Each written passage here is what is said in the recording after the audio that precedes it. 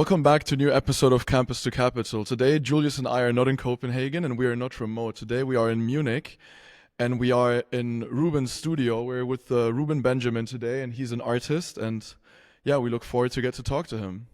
Hello, Ruben. Thanks for having me. Oh, thank you for making this possible. Yeah, and I think when we look at the guests that we typically have, I think their career paths are very, let's say they're very objective, because I think our last guest, he was the CFO of Bitpanda. And when we talk about what he's doing, I think it's like you're the CFO of a company and it's like a very black and white, those are your tasks and this is what you're doing. But you're an artist and I think that's a more subjective career field. So what does becoming an artist mean for you? And when did you stop becoming an artist and started being an artist? Okay, so I think it wasn't like just one moment or one decision to say now I'm an artist, as you would say, now I'm a founder or something. It was actually a progress over the last maybe almost 20 years, because I would say in the beginning it was just always out of pure curiosity and the enjoying being in this creative state when I was maybe 12 or something to start working with spray paint and stuff. But as I didn't study art at an art school, there wasn't this graduation moment where I could say, so now I'm an artist. It was more a process over the last almost 2 decades, I would say. And I would also say it still feels like I'm still becoming an artist. I wouldn't say that you arrive at some point. It's just the curiosity is still in the foreground. It's still the driver, the curiosity and the fun of being in this creative state. But I would also say it's still the same feeling than when I was 14. I think you have to enjoy being in this creative state. I think that's the most important thing. But as you said, it's a completely different industry than what I actually studied. But it often hits me that I realize, so this is now my profession and now my job, and this is definitely always a very, very happy moment. So I really enjoy being in this profession. Well, I also think it's probably being creative is also it's not very static, right? It's quite agile. I think you always keep moving and you always keep exploring new things and new mediums and new ideas. But yeah, as you said, you didn't graduate from art school and that was kind of like a set in stone moment. Okay, now I am becoming an artist.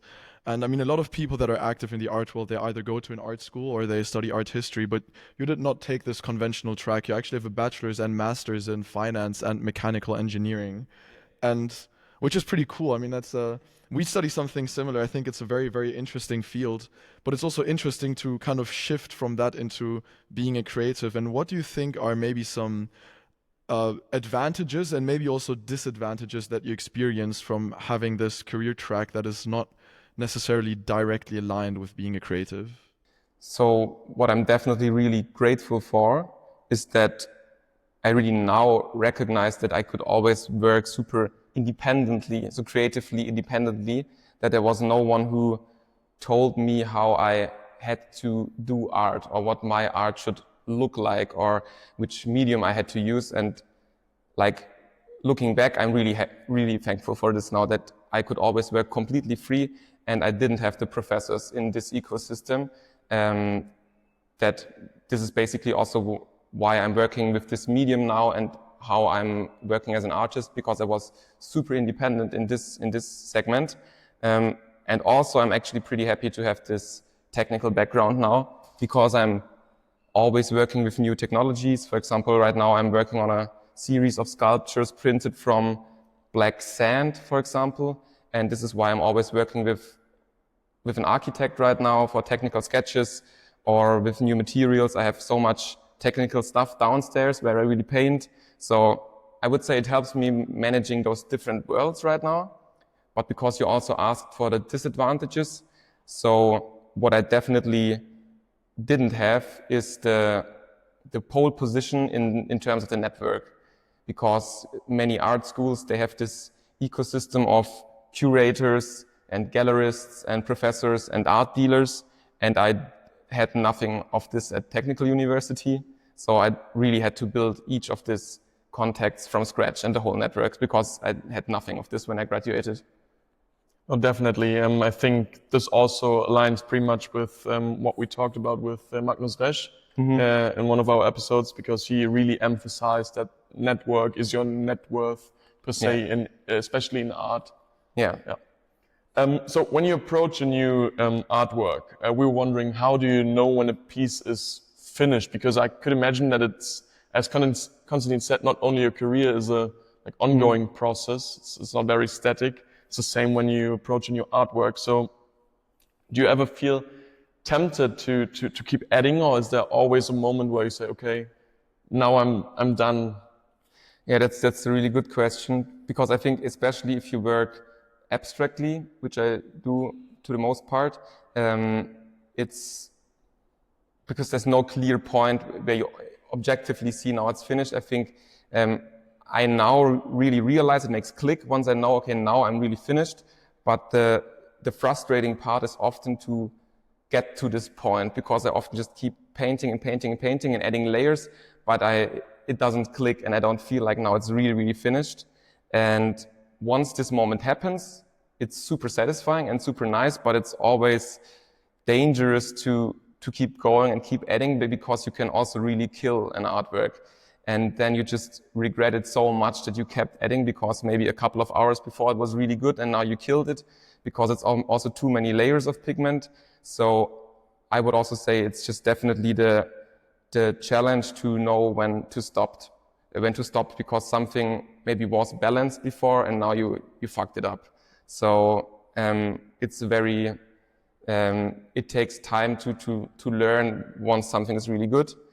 But what I often do is, for example, I finish an artwork downstairs, bring it up here, look at it for a week if I'm not 100% sure, and this also helps a lot. But the best moment is it when once it really clicks and you feel like, okay, now I should definitely stop. Yeah. I think if I would be an abstract artist, I think I would be very scared of always doing too much and then looking at it and think like, oh, maybe I should have stopped a little bit earlier. But in that process, is there maybe like a set in stone guideline that you have, for example, that you kind of know, okay, if I work with this size of an artwork, I kind of know how much time it usually takes, and then you kind of also take that as a reference point, or is it just completely a free flow of doing things and seeing where it takes you? So I kind of do have a timeline, because with different materials, the artworks, they dry for a long time, and some of the bigger pieces, they dry for like 2 months. So this is something I have in mind once I know I'm working towards an exhibition or I need a certain artwork at some point. But besides this, many things are pretty random. I often have a vague idea before I start, but the last details of color compositions are often super random and just happen during the process. And sometimes I really just work from my gut feeling. But I would say it's a good mix of planning and chaos. If I would plan everything, it would also be kind of boring. So often the best artworks are really those which just happen during the process and while you're in a kind of a flow, a mental flow. But I try to plan some stuff, because if you do everything spontaneous and destroy some artworks, it's also a bit of a pain if it already dried for 2 months and then you were too impatient. So it's a good mix of patience and planning and chaos. Okay, interesting. And I think, I mean, talking about the visuals of your art, I have a very, very, very great passion for visual art. I think for me, a very big thing, for example, when I go traveling, is I always want to see museums in new cities. And also, whenever I walk into this space, I think I'm always super, super excited to see your works hanging on your walls. But I think also for me, I personally know that I will never be a visual artist. I don't think that's where my field of talent is. I don't even think that that's necessarily an interest of mine. But I think one form of the arts that I very much care about as a creator as well is literature. And I think literature is also a very big part for visual art. So I was wondering, how do you choose and pick the titles of your artworks? And is there a specific meaning that comes with the titles of your artworks? Yes, so the titles are actually super important to me. I just think it's also one of the most fun parts, honestly, and also it's always the very last part when I paint. So what I would say is I often like to when I go through my day and through the world, I just really like to note down and pick up fragments of sentences and pick up fragments of human interactions, which I somehow find often funny because they don't have much. I would say I think art is often very heavy, you know, and I really like to pick up those light fragments of conversation and human interactions and use those smaller fragments as artworks because I think they really add the final character to a piece. And I just really like to leave a lot of room for interpretation. So what this kind of conversation fragment could be in a human interaction. And I just like to pick up stuff that I find kind of funny. Maybe it's because I also grew up in a household where just humor was really, really important all the time and always there. And I just like to pick up those fragments I find in a conversation or in a song or something that you read on the plane and in some little notebook. I just have an endless list of titles, which I always note down. And once I'm finished with an artwork, I really take a week to figure out which title might be perfect for this. And for me, an artwork isn't really finished until it has its title. And this is the very last point, and this is then also the part of the signature on the backside, and that's it. But I would say, I think I would lose so much opportunity to just number the artworks. For example, blue number 17 or something, I would find this so boring because I think it gives just so much character if you have these rather weirdly poetic fragments as a title. For me, it's a very important part and a fun part. I think I could not agree more with this. It's a great answer. Me too. So talking about passion, you're fortunate enough to make a living from your passion. Mm-hmm. But I think what people often forget is that art really is a business, and it's quite a rough business. And I mean, when you have a collection and you sell certain pieces, does the commercial success of your artworks influence the scales, themes, colors of your next future artworks? It's also a really good question because, as you said, this aspect is often forgotten, that it's also a business or you have to make a living. But actually, I would say it really doesn't for me because it might be tempting, but I feel like it might be really boring because it's, as an artist, I think also for the personal development, it's important to do new stuff. But I also feel it could be really dangerous because you get stuck in a loop because you know which artworks are very heavily requested from collectors. And then you feel like, oh, okay, this size and these dynamics, these color compositions, these gestures and so on. And you keep overdoing this. And I think it might feel safe, but you get stuck in this loop. And the more you do it, the less you get out of your comfort zone because this is your safe space and you know this works well. But I'm 100% sure that the best ideas come when you try to push this comfort zone or try to work with different materials, different equipment, different pigments, or completely different shapes, different materials.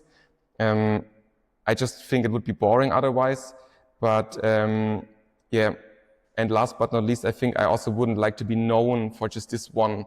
So this is the guy who only does these colors in this style, and that's him.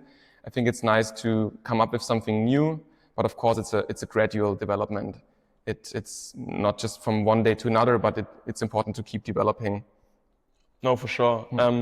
But do you sometimes see that the market demand is maybe driven by trending colors, if that makes sense? So if, let's say, okay, light blue is a trending color in 2025. Do you see something like that as well?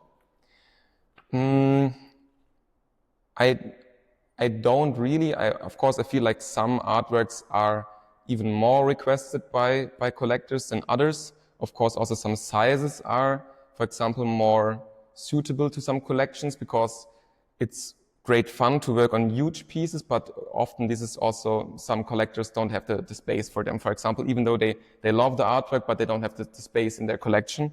But I just feel like it's super subjective, that some artists or some collectors prefer mid-size but super strong pigments, and super strong gestures. And there are some collectors who would prefer a piece which is a bit more quiet and a bit more subtle. But when I paint an artwork, I would never think of in which collection this might end up. So I first of all think of the artwork and the character of the artwork and the artistic language. But of course, it's always interesting to see in which collection it ends up and who fell in love with which piece. But it's not like I would have kind of a statistics or logic behind this. But of course, I love to see, especially if it's very international, where the pieces end. But I don't really think about this once the pieces are gone. It's always a nice feeling because the wall is empty again and I can think of a new project. But once they're gone, and I don't think about them too much, to be honest. I would probably also assume that next to the public demands and interests, that your own personal interests also play a great role in what you produce and how you create and produce art, right? And would you say that there are maybe, because I mean, you work on wood or you work with marble, for example, and would you maybe say that you have a process that you, out of the processes that you do, that there's one that you enjoy the most, or is it also something that maybe fluctuates from time to time? You mean in the artistic process, which I like the most? That's a good question. I think it's hard to say. Sometimes I have weeks where I really, really want to paint. And I have a lot of meetings, for example, or I travel a lot, and then I'm like, I would really prefer to listen to music and to prepare new artworks from scratch in the first layers, for example, or there are phases where I really want to explore more pigments, which come in the later phase of artworks for me. So I would say I have different phases, and sometimes if I had like 3 or 4 days where I was painting heavily, and it's also physically exhausting because I have to wear a mask and that stuff, where I'm often like, okay, I painted too much. I would really like to just get new inspirations, travel, see more, and I'm really done with painting for a week now. So this really shifts. But for example, it's always fun to explore something new. For example, with as I did my first marble sculptures now, it was really fun because it's a completely new material, a traditional material, and it was just fun, like, to have something completely new, and you are like a child again. Okay, so how does this work? Which tools do I use? Which types of marble exist? How does it feel? How does it behave once I hit it? This was great fun again, like just a couple of 2 or 3 months ago, to really start from zero and to learn how to work with a completely new material, because I think this really helps for your entire creative process to start off new. Because of the existing materials, it's like with every profession, you know how it works, you know how it behaves. I know how my pigments behave. And that's why once you change equipment, it's always often maybe a pain in the ass because nothing works out. But once you get used to it, this is maybe also this getting out of the comfort zone. That it's a challenge at first, but then it really picks up getting fun once you get used to it. So this is something I want to do more and more in the next years, to really have a hard break and to work with some completely new material and to accept this challenge. Oh, definitely very interesting perspective. So quite recently you had the opportunity to work together with Vacheron Constantin. I think that's something Consti and I really find interesting, as we're both quite watch enthusiastic. And we were wondering, how do you balance creative autonomy with brand expectations when you collaborate with established brands like Vacheron Constantin, and what is your general philosophy in this field, or in this clinch? Okay, so first of all, I would also say that 99% of the time I say no to collaborations, because I think also artistic career is a very fragile thing. And I see many collaborations where I'm also like, okay, this doesn't make any sense at all. And I think it just has to be a lot of my gut feeling in the first place. But what was really beautiful with Vacheron Constantin is that I had a lot of freedom. So just a high amount of freedom. We had a small framework, for the installation, but basically it was super, super free. And this is something I really liked, because this is something I would also do in the future or will do in the future collaborations, to really clarify in the beginning who's responsible for what is this collaboration really about, and what can I do, what shall I do, what can't I do, because I think if you don't do this, you will definitely get problems during the collaboration. So my take would be that I will always try to check the values in the first place and really align the values. So what do we want to communicate with this, and what's the idea? Because I think it might be the risk that if you don't talk about this in the first place, you as an artist might be, or it might be annoying in the middle of a collaboration once you feel like a brand is deciding everything and you are just the hand that executes. But if a brand would tell you exactly which pigments to use, which artistic language it should be, which character it should have, it wouldn't be fun anymore. And with Vacheron Constantin, it was, in this case, very fun that they most of all said, we would like to work with you. This is the space we want an installation in. What do you see in there? Could you do some sketches? And then they were like, okay, let's go. And they didn't give me any hard framework. And I think that's why it was really fun for me as well, because it was mostly my ideas. But this is something I would really recommend if somebody is working in this field, to really talk about many things in detail, that you don't have these problems during a collaboration. And I think in the end, it's a lot of gut feeling. Do you really like this brand, and do you really think the values align? Or is it something just a brand you don't really like? And then I think you should never do it. You should only do it or from an artist perspective, if you really love the brand. And I think it was a cool fit, because it's a very quiet luxury, a very elegant brand, very technologically super innovative. And I think it was a really beautiful fit. That's fascinating. And because I would have imagined them to be a bit more conservative, if that makes sense. Because I mean, they exist for, I don't know how long, a couple hundred years? 250 or 260. So I think it's fascinating that they give you this artistic freedom to do basically whatever you want, because it's quite a responsibility for you as well. Yeah. I think also that's why I really had great fun with the whole team, because it was a lot of trust involved from both sides. And as you said, I think it's always cool if such a traditional brand is brave in this way and doesn't go to a very old, very established artist, but rather says, we like what this guy is doing and we trust in the work and we want to give it a chance. So this is what I find really cool.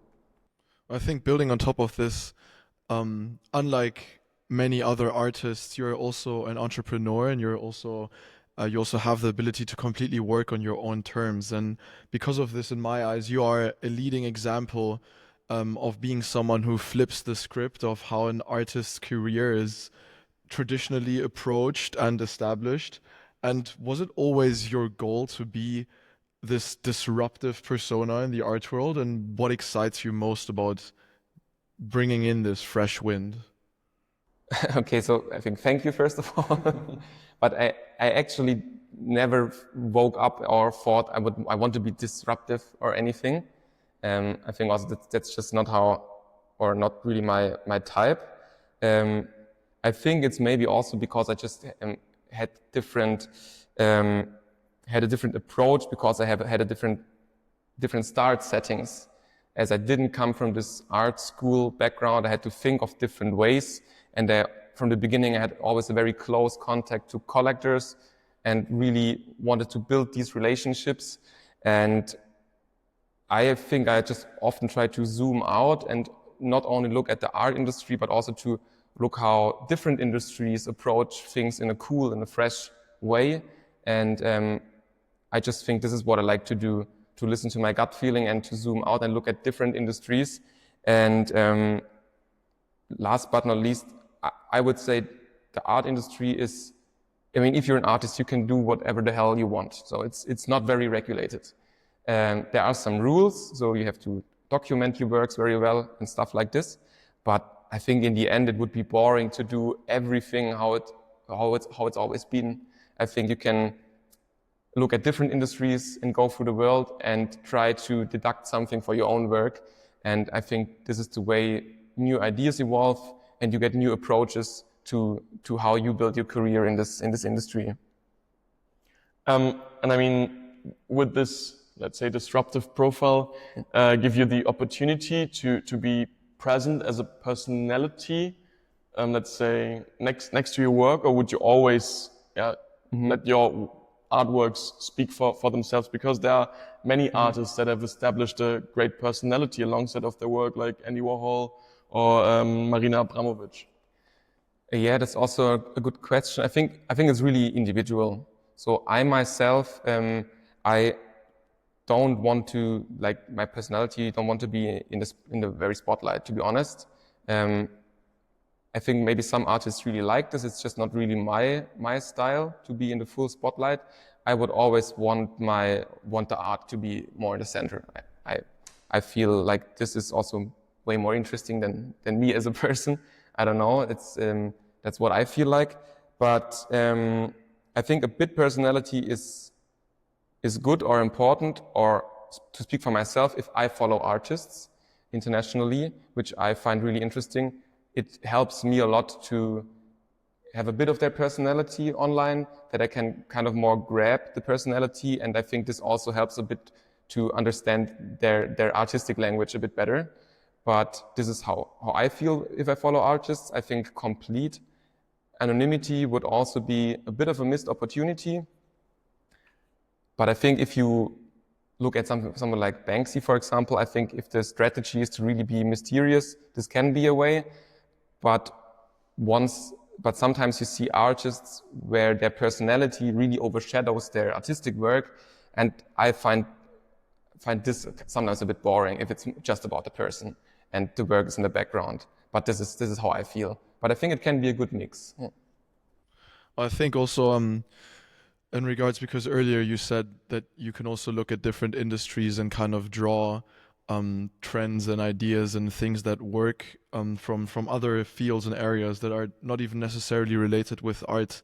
And I think in the times that we are in today, social media is a topic that is relevant and crucial for every single industry. I mean, that really ranges from food and beverages over to automotive, over to fashion, over to visual art. So I think everybody kind of needs to have the presence in this digital field, because that's where everyone is active. And we talked about this a couple of weeks ago as well, because I think I mean, now it makes sense that you show and distribute your art over social media. You can grow a brand for yourself, and that's the most efficient way, and also the way that makes the most sense.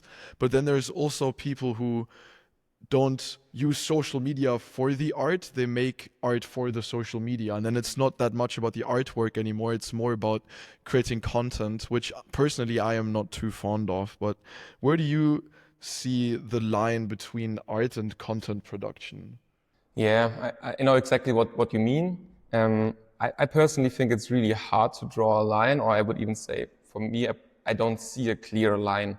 I think maybe also artists from the 70s, nowadays, I think they would be heavy Instagram users as well, because I think media itself shifts over time, and there are always new types of media. And I also feel like this is highly individual, and some artists don't do it at all, some do it heavily, but it also arises the questions of what is content? Is it already content if you just take an image and upload it to Instagram, or is it content if it's a reel format, a video format? So where is this line? And just one thing I personally wouldn't like to do is to really heavily follow those trends, because I think this is something which you notice quickly if someone just uses those short-term trends on social media, which everybody, for example, then there's a trend how people present their artwork, and everybody does it, and I think then it feels a bit like peer pressure, and this is what I don't like. If I see something and I really notice, it really just feels like peer pressure. But besides this, I just feel like media changes and social media changes, and it's hard for me to judge in this way. But I completely understand where you're coming from and why you sometimes feel like it's a bit over the top regarding content. Well, I guess it's the same with kind of using or following along on colors or mediums that are in very high demand right now, and that it's just important to not just get carried away by all of these things, but rather to stay true to yourself. Yeah, and maybe it always has to be a balance, how much time you really spend with your art and how much time you spend online and looking and comparing to others and looking what they are doing. I would even recommend to look at other artists as little as possible, or not that much, because then you have comparison and you don't really focus on your work that much. You just get in this muddy area where you think maybe I should go in this direction or this, or present it this way, and I think then you get in kind of a muddy area. And maybe if you spend more time with your camera on social media than in your studio, it might also get a bit boring. Yeah, definitely. So as we figured, you have a technical degree from TU Munich and quite a technical approach to your artworks as well. So we're wondering, do you see the rise of artificial intelligence and NFTs, non-fungible tokens, as a threat to traditional art, or rather as an opportunity to innovate and grow your practice? I feel like those technologies are a huge opportunity, actually. I think that the art industry historically was often very skeptical towards new technologies, for example, to photography or different forms of replication. But I feel like everything finds its place at some point in the art industry, and it never helps to be too skeptical towards new technologies. And for example, I think blockchain is a super interesting, super good technology. It's just maybe still in its puberty, in its chaos puberty. New technologies like 3D printing I find it super cool and super helpful. And also AI is, I think, let's see where things go, but I feel like right now it increases productivity heavily, and it can also help you to work more creatively. I think it's just important that you are the one who's really steering it. But I also feel like artists might be the people who are affected at last from AI, honestly, because I think you now see all the white-collar workers getting problems from AI. But I think art is something where humans will really want humans to do it. Or that's just my gut feeling, that humans will not want to collect art which is entirely done by a computer or an algorithm. So I think we are kind of on the safer side for now. But all in, I'm pretty optimistic that new technologies are often a new toolbox which you can use as an artist, and it doesn't help to be too scared of everything. Actually, I think that's a pretty good point, because now when I think about it, I think no company will care if an AI did their balance sheets or reports, because probably the margin of error is way thinner for the technology than for the human being. But then when it comes to creating art and literature, I think, we always want to have kind of a beating and bleeding heart behind it. So it's a very good point, actually. And I think to kind of move towards this subjective side again, I mean, you are commercially successful, and that's a great feedback to what you produce as an artist. But next to this feedback, is there maybe a very important moment in your artistic career that you have experienced with someone maybe giving you a compliment or seeing that your art had a certain impact on someone that kind of was super important and very, very great to experience next to being successful on the commercial side? So looking back, I wouldn't say that there's like one big event or one contact that changed everything, honestly. I think it's many many beautiful moments looking back, and so many lovely interactions on the way, and so many milestones over the last years. But I don't feel like there was this one crazy moment. it was just more like all those milestones after each other. But I think the last 4 years have just been like super intense. Also just so much work, but also so much fun in the ride. But for example, I ran into good mentors at the right point in time. I would say this always helps a lot. But something which also really helped for my like for the whole state of mind thing was actually moving into this studio, because my last 3 studios in Munich, they were always just temporary solutions, which was also cool. But now it feels really good to come here every day, because I really believe that you need to have a space where you feel really comfortable to get into this creative mood.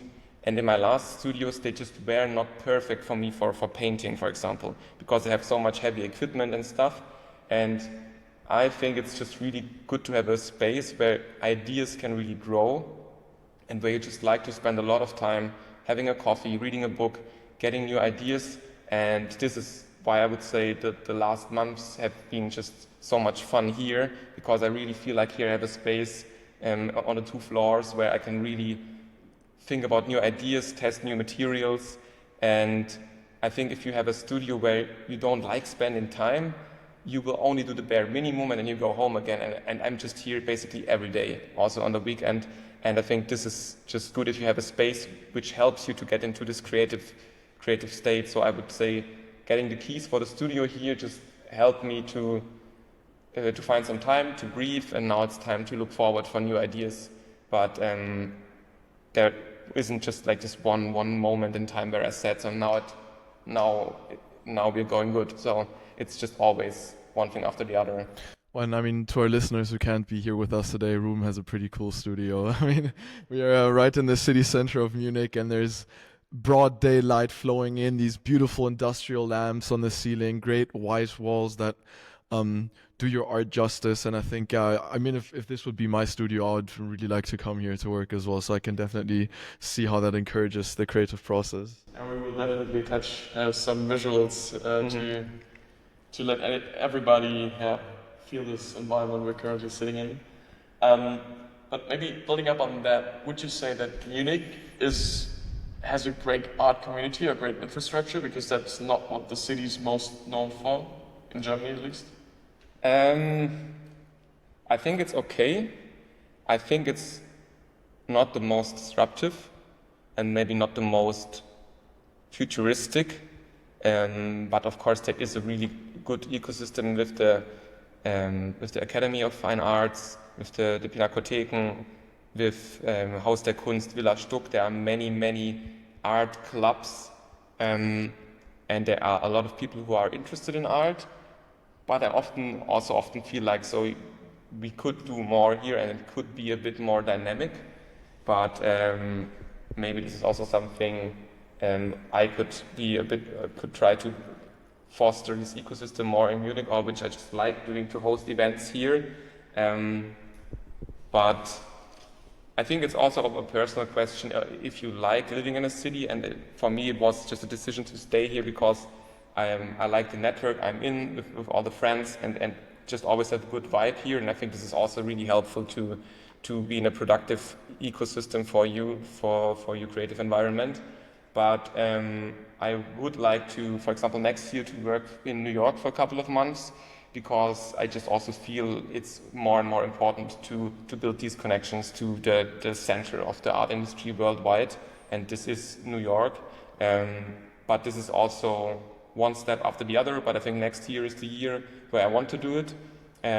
But I don't know if I will fully move to the US, or just give it a try for a couple of months and keep this studio, and maybe in the long run have 2 studios, so maybe one in the US, one here, because I feel like Munich is just a calm place where you can go to the lakes and go skiing and relax, and the US is more high-paced, but I wouldn't want to live there forever, but maybe a couple of months each year to get new ideas, get new contacts, and then go back to Munich, which is a bit more boring, but where you can just focus on painting a bit more. But all in, I think it's a super good city to live, and a super good home base, which is really wholesome, and where I just like to spend most of my time. For sure. I mean, we're both from Munich, so we're Yeah. quite biased on that. Yeah. But we think we can definitely agree. So maybe to close up this very interesting and inspiring conversation we had today, do you have one favorite artist or artwork that you admire or that inspires you the most? To name a few, which I really like at the moment, are, for example, Ollie Epp is a British artist which I really like. He's painting figuratively, but like his technical skill is insane, and his motifs are just really, really fun. It's like this crazy good mix of humor and technical perfection, which I really, really love. This is really cool. Another artist I really like right now is Devin Desjardins. He's from LA.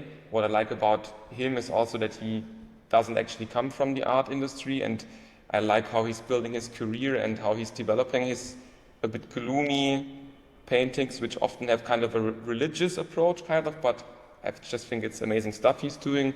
And another one I really like right now is Adam Pendleton. Because I think he's really combining also a poetic approach, combining literature, spray paint, and also a very, very dark, rough style of painting. So I think those are really cool, and those aren't really working abstractly, but can be kind of a mix of poetic, figurative, and fun style.